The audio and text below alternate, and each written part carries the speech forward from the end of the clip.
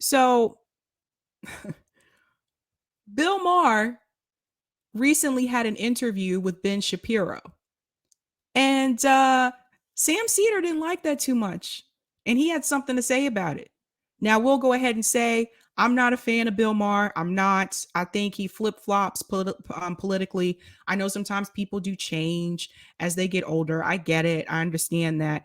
But I think that Bill Maher, to me, has said some pretty asinine things. I don't think he's really a serious person politically. I think he says the things that get him clout and get him attention. That's what I think of Bill Maher. And I didn't used to feel that way about him. When I was a liberal, I thought Bill Maher was pretty left. I thought he was pretty left. I don't feel that way so much anymore. So check this out. This is from Majority Report. Sam Seder had some things to say about Bill Maher's appearance on Ben Shapiro's show. Like I said, he was not a fan of this. So here we go. Bill Maher went on to the Ben Shapiro show. I tell you, Bill Maher has always been a bit of a libertarian. And he, his show was politically incorrect. And he was that was the show that really launched him. And it really was about being like, the old white guy id in responding to a new generation of emancipation that was taking place in the 90s. Politically correct was the term started as a way for college students, I think in like the 90s, to assess whether they wanted to date somebody. It was a jokey term. It was a jokey term. And then it was adopted by the right more than it was by the left. I imagine that drove them pretty crazy to talk about being disqualified from dating. Right. This was the 90s were very it was a different time. And it was like when we had come out of the Reagan era, homophobia was beginning to become less acceptable. And I phrase it that way specifically. I don't know how much people appreciate how bad it was in the 80s and the 90s. Because in the 70s and the 60s and the 50s, people pretended like it didn't exist. And the homophobia was just it was almost so baked into society that there was no name for homophobia, I think, probably at that time. Sam, get to the point. So okay. I used to watch Majority Report for Michael Brooks. I thought Michael Brooks was pretty cool. He just seemed a little bit more chill, Sam Seder, when he speaks sometimes, he reminds me of a history professor I had in undergrad. That's what he reminds me of. He'd stand up in front of the class, give his lecture. Half the people in the back asleep. People in the front, the few in the front, sitting straight up because they don't want to fall asleep. Those of us in the middle trying to decide if we're going to put our head down or keep our head up. But that's what he reminds me of, when he's speaking, just in 1975, there was a conflict that it happened around the time of, and the whole time we're sitting in class, we're like, dude, just get to the point. Just bring it on, reel it on in. I'm going to fast forward a little bit here. Oh, that was a terrible place to pause this video. I'm so sorry. Let me get to the point here. Okay. Right about here. Here we go. Liberal on some issues. But, dude's wants to get re-upped on that show, wants to be in the limelight. Here he is on the Ben Shapiro show. But when you say woke, it's become, and I make fun of it too, because it's become an eye roll in many ways. If woke, I assume at a certain moment, and it wasn't that long ago before we didn't have the term, I only heard it, I don't know what it was, 3-4 years ago, 5 years ago at most, when we heard the term woke, and it was like alert to injustice. I went, okay, I'm down with that. I always have been. I hope people still understand that about me. But yes, it became sort of a byword for a lot of this goofy stuff. That's what I'm always railing against. That's why, like, they play me on Fox News now. Yeah, I mean, how do you feel about that? Because you went from the guy who was. I feel. Look, I haven't changed at all. My politics haven't changed. They've changed. Hold on. Yes, he has. I think I brought this up on the stream one time before. I finished the video, but I think I brought this up on the stream one time before where I was reading his bio and it talked about all the different political phases that he had. So his politics really have changed. Like he goes back and forth on different things. That was a funny comment for him to make. My politics really haven't changed. Yes, they have. I used to watch that show, Politically Incorrect. He is definitely changed. Definitely changed. Now, don't get me wrong. I personally don't care if someone goes onto Ben Shapiro's show or Tucker Carlson's show. I don't care. I think if you're on the left and they invite you on, I think you should come on so you can get your message across to as many people as possible. Hell, do you think if Tucker Carlson contacted me and said, hey, Sabby, would you come on and talk about healthcare? Would you come on and talk about student loan debt? Would you come on and talk about the wealth inequality? Fuck yeah, I would go. I got a lot to say about the class divide. You think I wouldn't take that chance to deliver that message to over 5 million people? That's how many people watch his show. Over 5 million people. I would tell everybody, listen, this is what's really going on. The two-party system is a joke. They're both controlled by Wall Street. Everybody get together. We need to bring the working class together. We need to hit the streets and rise up. Fuck yeah, I'd go. So I hope that Sam Seder is not upset that he went on Ben Shapiro's show. That's just my take on that. I have no issue with people doing that. You got to reach as many people as possible. And there are not that many people on the left. And some have strayed. Let's just be real. Let me go back into the video.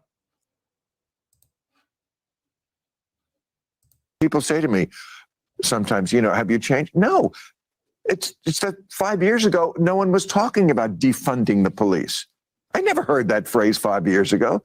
That's not me changing. That's things changing. I'm reacting to it, as I've always been. Letting 3-year-olds decide what gender they are.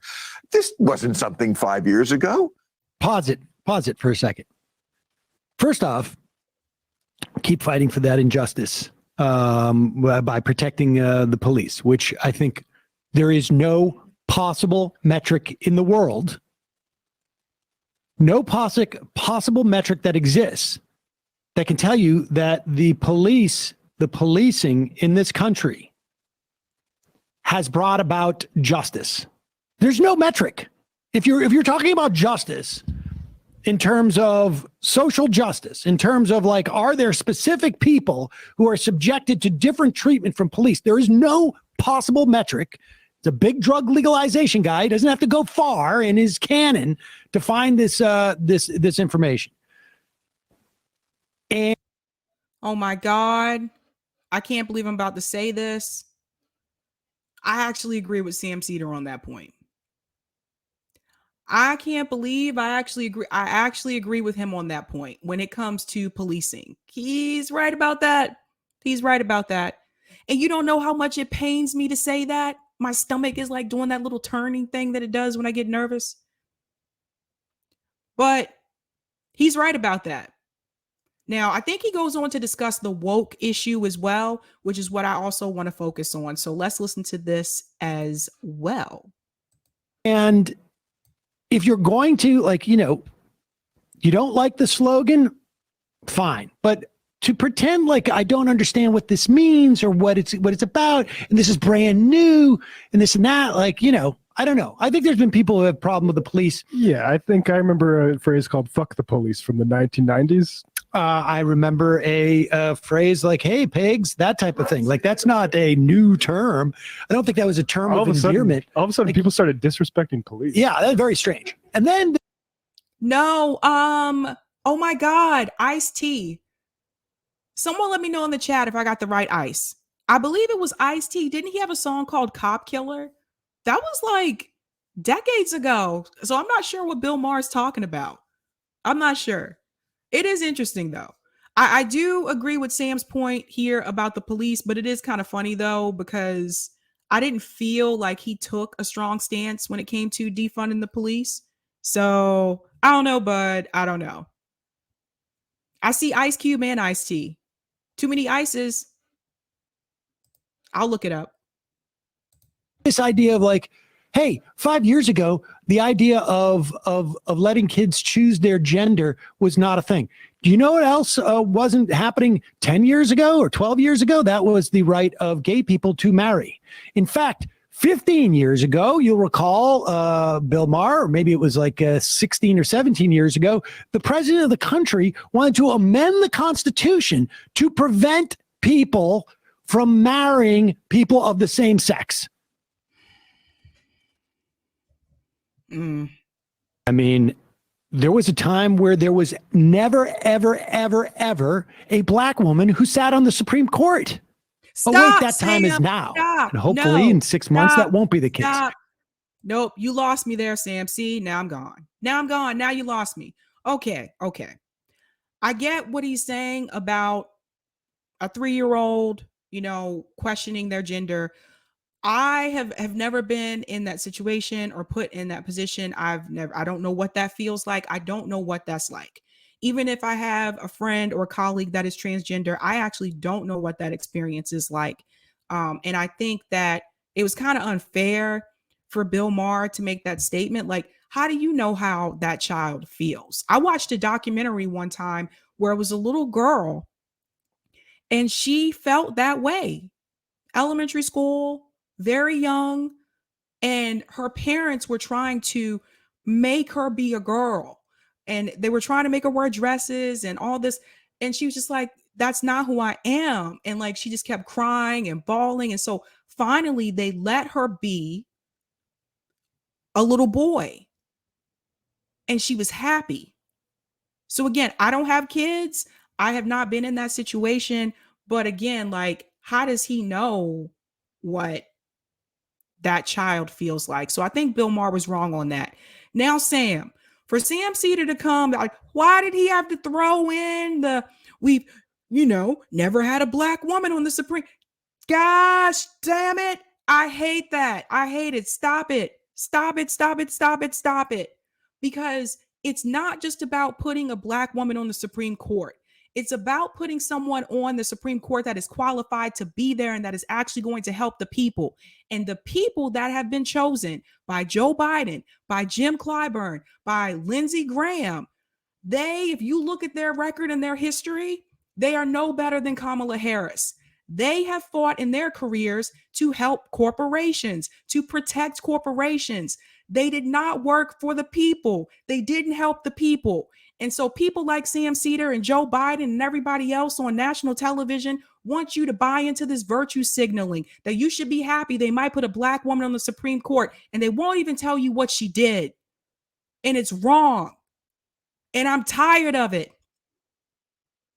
And I'm not the only black person that's tired of it. There's other black people getting tired of it too, man. They did this with Obama. They continue to virtue signal to us.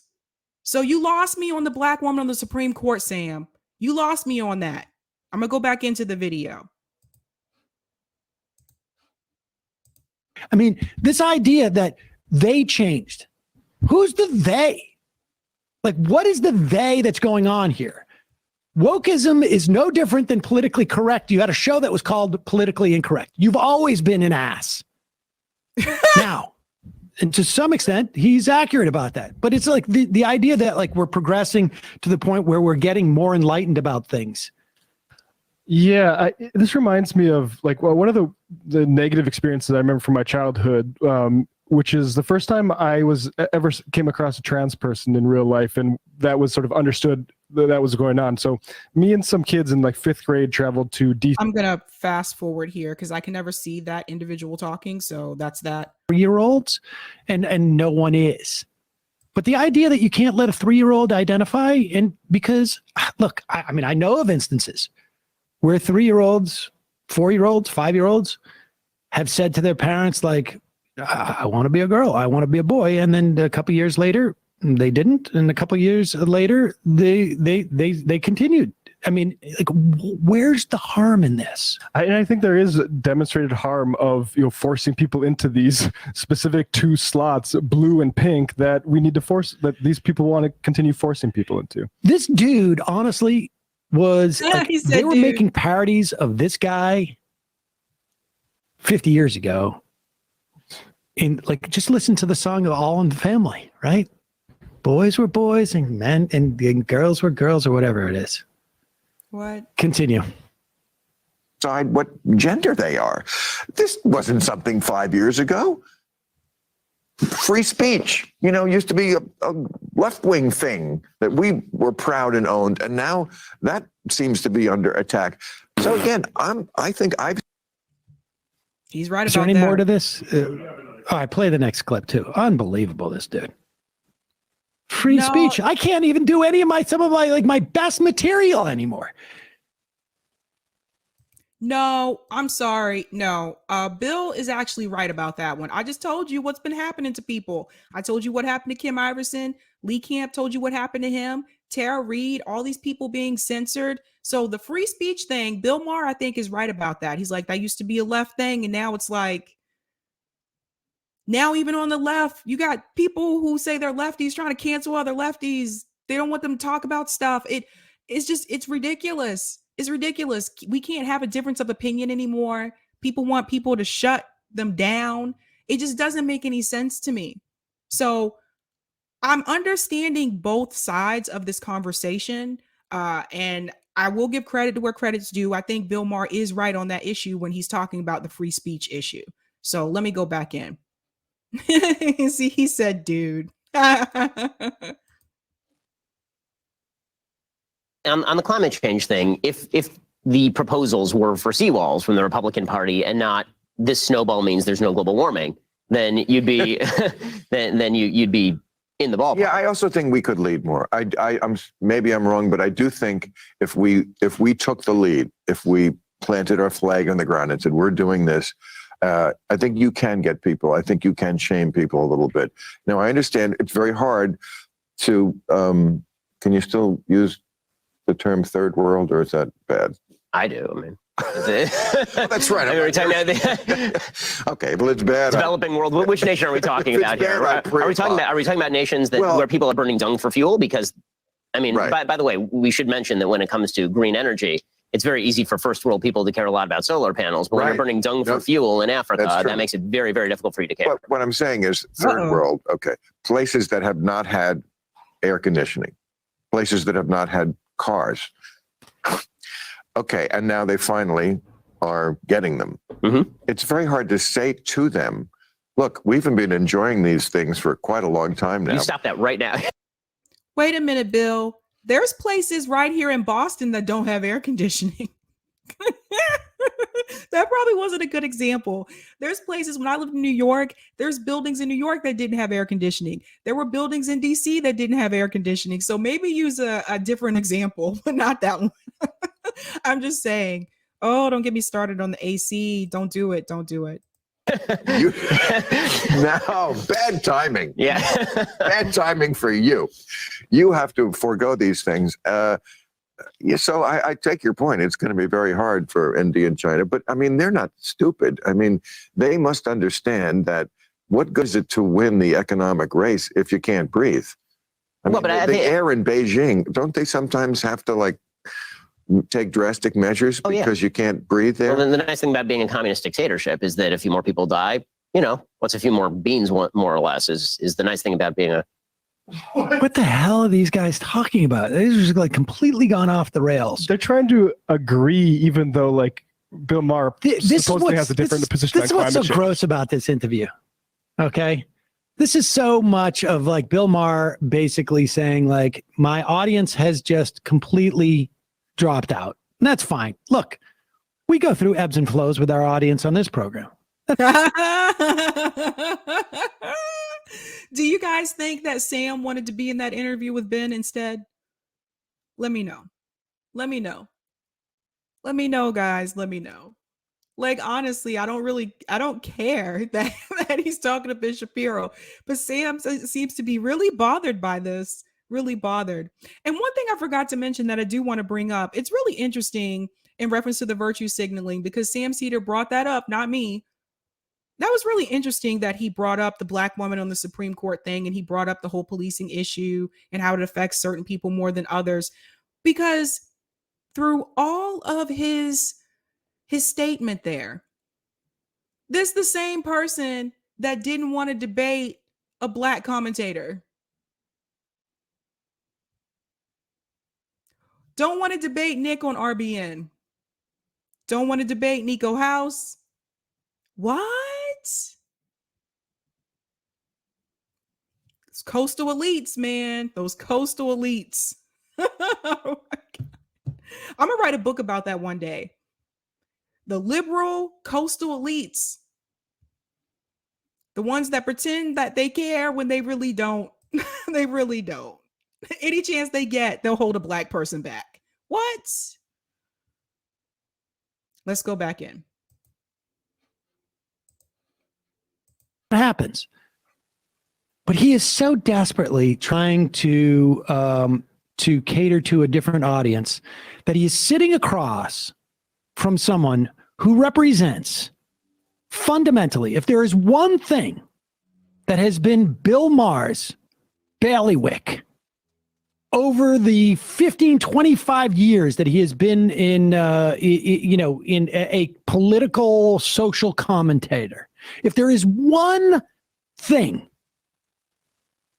that has defined his career, it is his complete and utter disdain for religion. And he's literally sitting across from as close as you can get to a Jewish theocrat in this country. So about what? This country. So what? Who cares?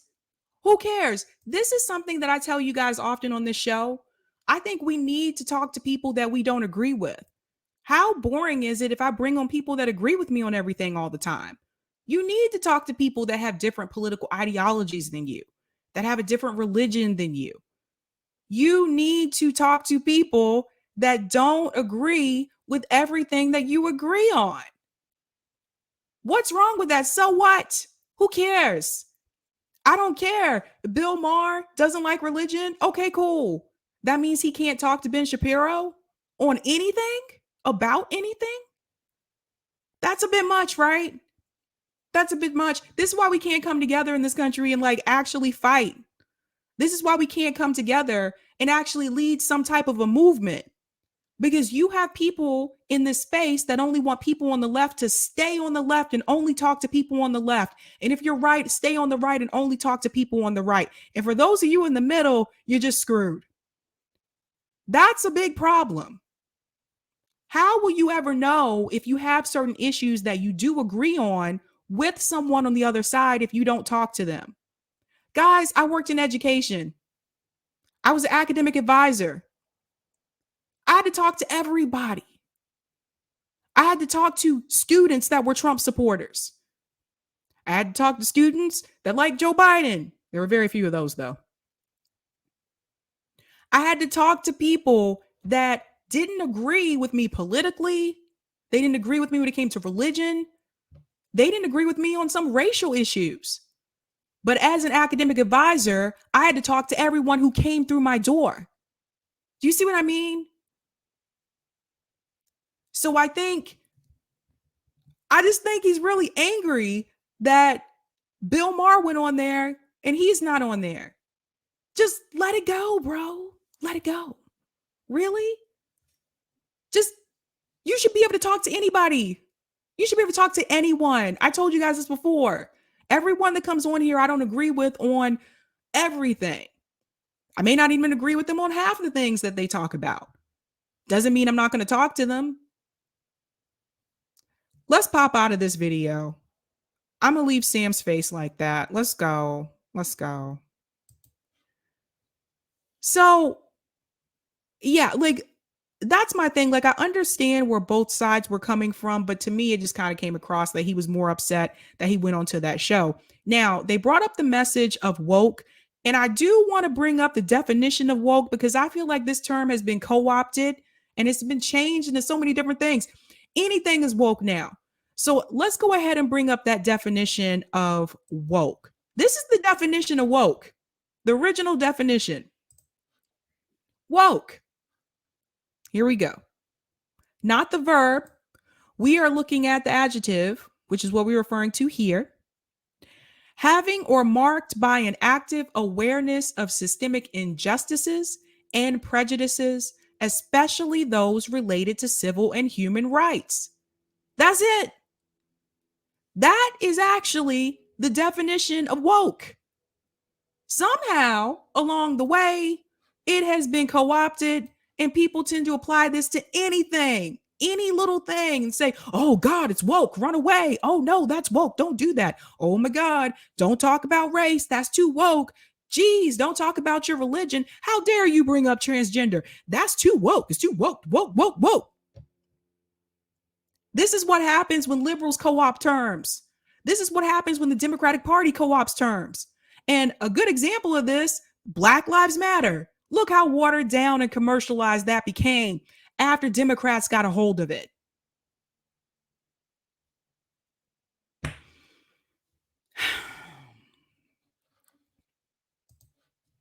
It's frustrating to me. It's just frustrating, man. I see so many movements co-opted, so many different organizations just co-opted by people who take it over and they water it down. Thank you so much for the super chat, Colin. It's easier for Seder to be right about the police because he will never get pulled over in fear for his life at their hands. 100%. That's true. That's true. Thank you for this super chat, Troy. Didn't NWA Eazy-E have a song called F the Police? Yes. Yes. Yeah, you're right. So I don't know what Bill Maher's talking about because the anti-police rhetoric has been around for a long time. Thank you for the super chat, Andrew. I'd rather watch the George Clooney Batman on loop than a Seder and Shapiro interview. Oh man, that's rough. That's rough. Thank you so much for the super chat. Thank you for the super chat, Troy. Sabby, I'm following some lefties on Rumble too. Ooh, I have to check it out. I think the reason why I didn't sign up for it is it said something about in order to monetize, you have to give them permission of your YouTube videos. And I was like, what? So yeah, it's too much, man. Too much. Andrew Matthews, thanks for the super chat, said, I think I had the same professor. A lot of us had that one professor or teacher that just would put everybody to sleep. Thank you for this super chat as well. Liberals will counter with the right is pro-censorship too. That may be, but the right isn't in power right now. Oh, that's a good point. That's a good point.